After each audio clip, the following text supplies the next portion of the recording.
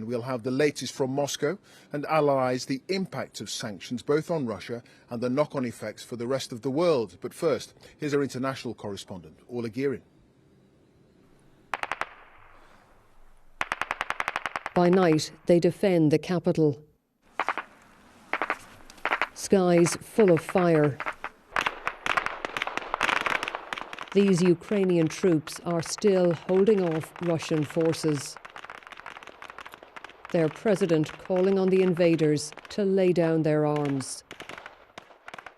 Бросайте вашу технику и уходите. Drop your weapons and get out of here. Do not believe your commanders. Do not believe your propagandists. Just save your lives and go. Уходите.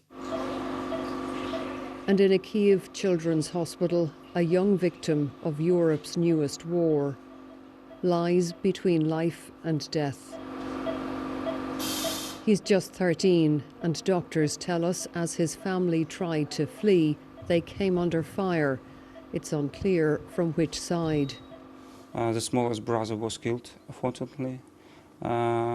This boy has injuries of face and also injuries of spine.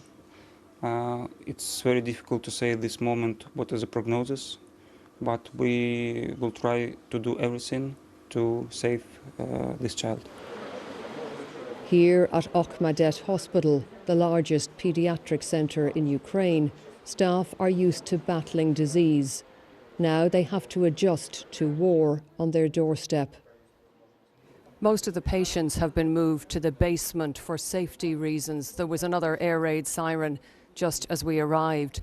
Now, doctors here say they have enough supplies for the moment, but the World Health Organization is warning that if the situation in Kyiv gets worse, oxygen supplies could start to run out.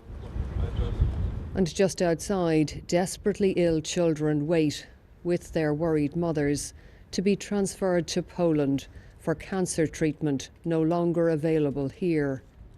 Tom is 6 years old. Little Artyom must endure a risky journey with his mother, Marina. I'll be frank, I'm scared, but I can see another way to escape, so we have to do this.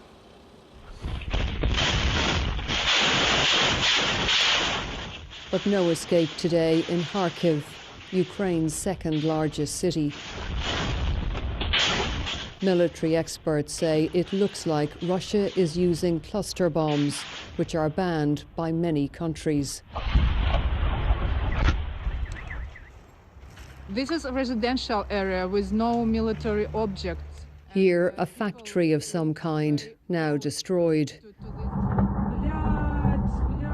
It was a relentless bombardment of a major city as peace talks were beginning.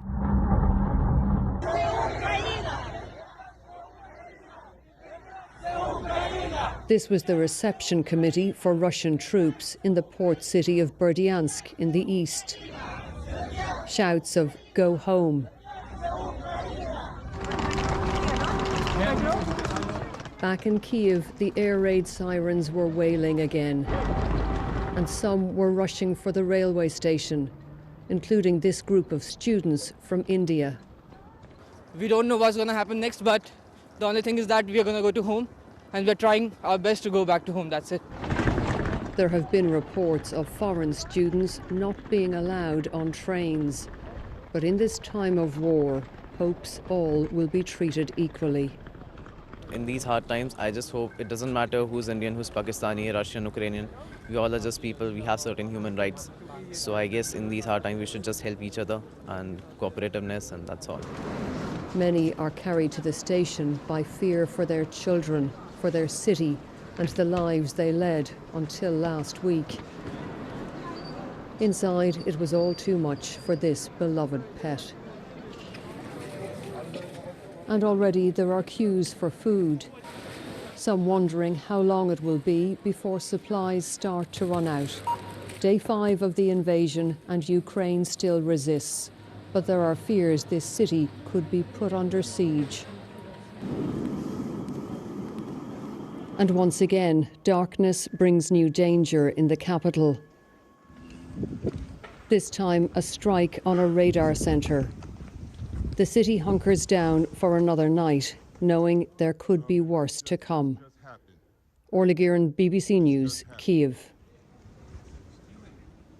Well, the UN says more than 500,000 people have fled Ukraine since the invasion began last week. Many are travelling to Poland, which borders the west of the country.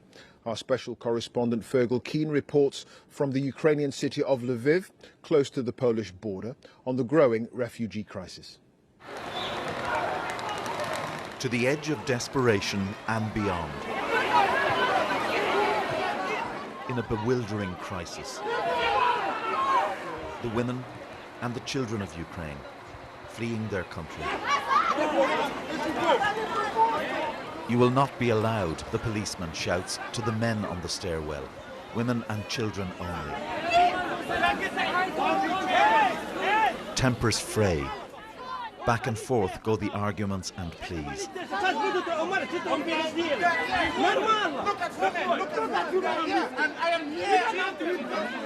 The police move to help those allowed to board.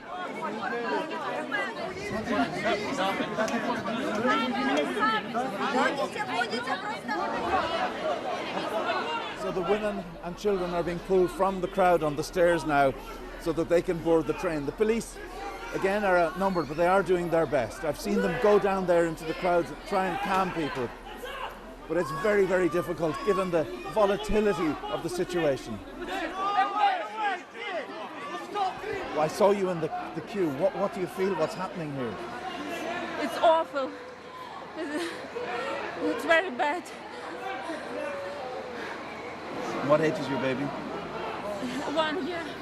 He's very scared. Of course. Of course. The foreign students and workers here find themselves without family help far from home. And if they're men, they must wait until women and children are evacuated. What is it like for you, this? Well, it's really stressful, you know. As you can see, I'm a bit nervous. I want to get on the train, but unfortunately I can't. And my visa was supposed to come out tomorrow, but I had to leave as fast as I can. So I just had to pack my stuff and leave. The UN has warned of a fast deteriorating situation as tens of thousands flee towards Western Europe. Dr. Mohammed Nassinin is a British medic trying to leave with his family. Here we just come, every people panic because they have bad situation here, and we come to try to catch it, but we saw how people, everyone, they want to go to run. This is what he's run from. The Russian shelling of Kharkiv. And this is the voice of a young woman in the city, terrorized by shelling close to her apartment. Then here we were just eating like a bit of croissant. We met Doha from Morocco as she waited for a train. I cried so much, and I just want to go home, really. I'm not safe anymore here. I left everything. I left my studies. Just pray with us, guys. Thank you so much. On platform 6, a father's farewell to his infant son. What cannot be held must be let go. Until another day. Fergal Keane, BBC News, Lviv.